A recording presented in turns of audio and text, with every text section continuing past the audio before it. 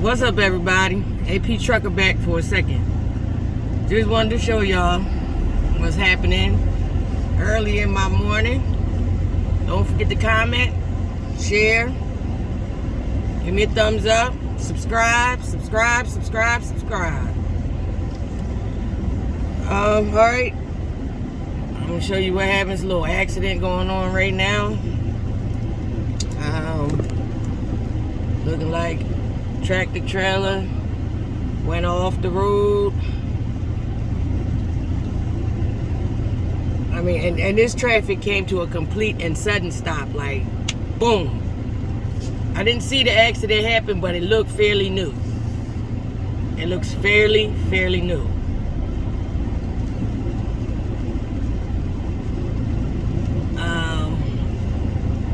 So this is part 2 of me team driving with that guy. Oh, and the company I worked for at the time was Western Express.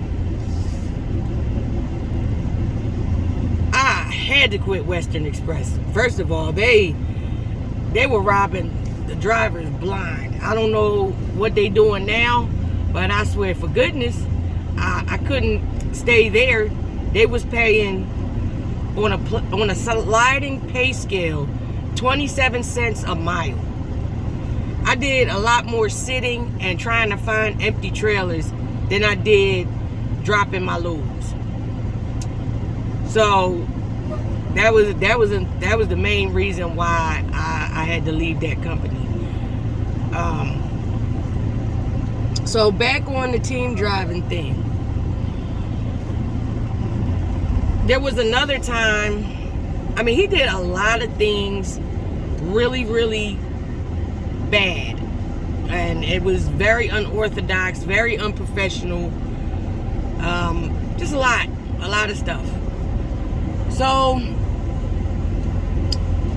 whatever's going on up here with this tractor trailer, he blocked the whole highway. I mean, the entire other side. It's only 2 lanes, and I don't know how he did that. It looks so bad, and they down there trying to let people turn around because it's going to take them. I hope this is gone by the time I come back through here, because I hope it is. They're going to have to do something, because this is ooh-wee. When I say stuck, oh my goodness. They gotta stop the traffic on the other side. Let them turn off and go on this side road. But once we get past here, it'll open up. It'll open back up. So anyway, he was following the GPS. First of all, it's dark. And I think we were going to a Dollar General distribution center, and a lot of these places sometimes they put in very tight, neighborhoods and things like that. And this Dollar General was an old shipper receiver. It was there for like, I don't know, 50, 60 years. So usually when things are that old, they build a community around places like that.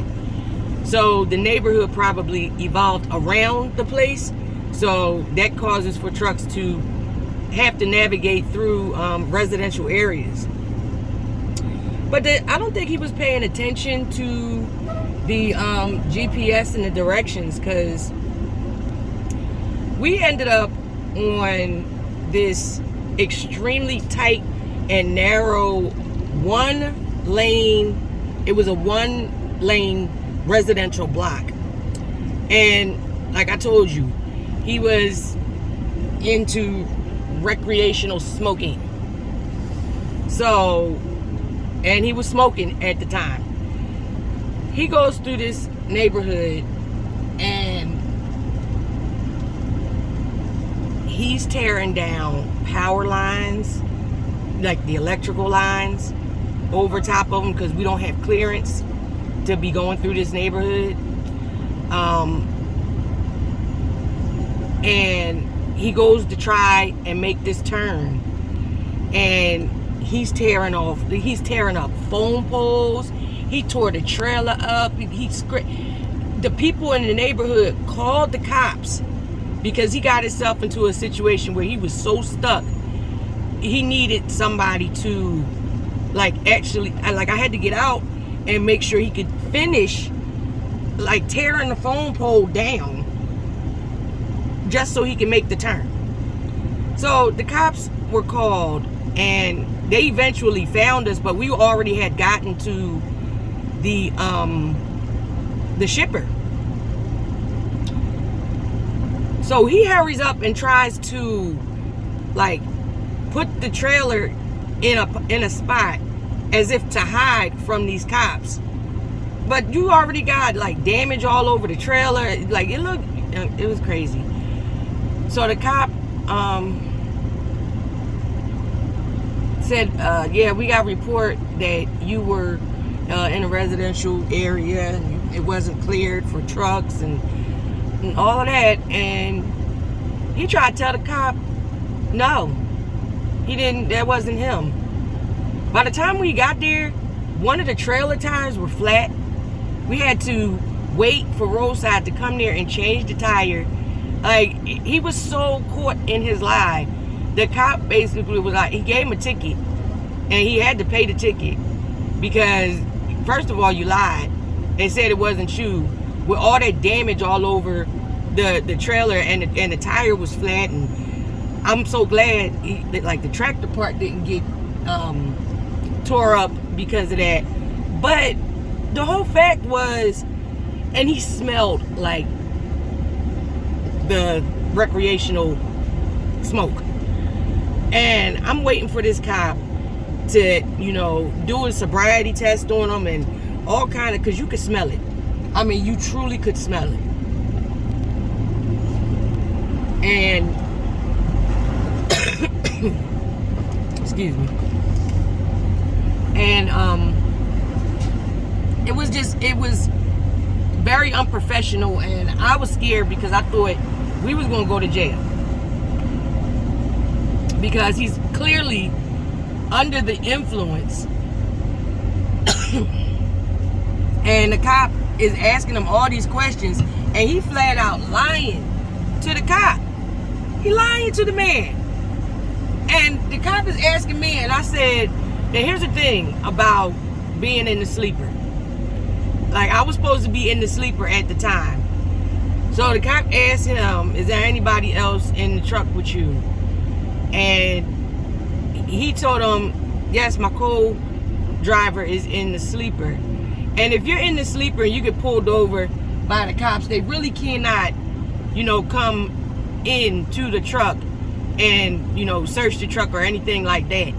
If your co-worker or co-driver is in the sleeper, it's off limits. It's against the law. They actually cannot, unless they got a search warrant right there on the spot, they can't make you come out the sleeper. So he couldn't ask me any questions about, you know, his intoxication or anything like that. And because I think, and like I said, I don't want to be a snitch, but if that man told me or asked me any questions, would I look like lying to the cop like he did? I'm not lying to no police officer for you. Like, no, you out here smoking weed.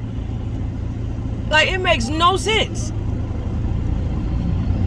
Makes no sense whatsoever. So that was another thing that he did. And the cop did holler through the window, you know, at me. And I told him I don't know what happened. I was sleeping. But I was up the entire time. And for fear that, you know, this cop was going to, look at that. For fear this cop was going to, like, he could have did his job completely and Oh, he tried to turn around right there. That's what that was. He tried to turn around right there and went into the ditch. Wow. Okay. Well, that was that. So, yeah, if the cop wanted to do his complete and utter job, we could have both went to jail because he had, you know, narcotics on him. So that cop was well within his rights to do his job to the fullest. And I was just very grateful that he didn't do his job the way he was supposed to, because we would have been in trouble. So that's the second part to that story. And like I said, I'm done with the team driving thing. I will never team drive ever again in my life. And that's just because that experience was really bad. So just if you do decide to team, make sure you know the person like well enough. I would suggest to recommend like very close friends, a boyfriend, a girlfriend, a husband, a wife, some cousins, family members, something. But you know, after a while, you do tend to get tired of the people because it's like a jail cell. You get sick of the people because there's no room. So, you know, just make it as comfortable as possible if that's what you decide to do. But for me, I'll never do it again. And I don't want to share my space anymore. So, that's my second part to that story. And I'm done with the team driving thing. Alright, y'all. It's only 10 o'clock in the morning here in Oklahoma. And it's February 9th. So that's my second part. I'll be posting this on Sunday. I hope y'all stay to the end. Alright, y'all. It's AP, and I'm out.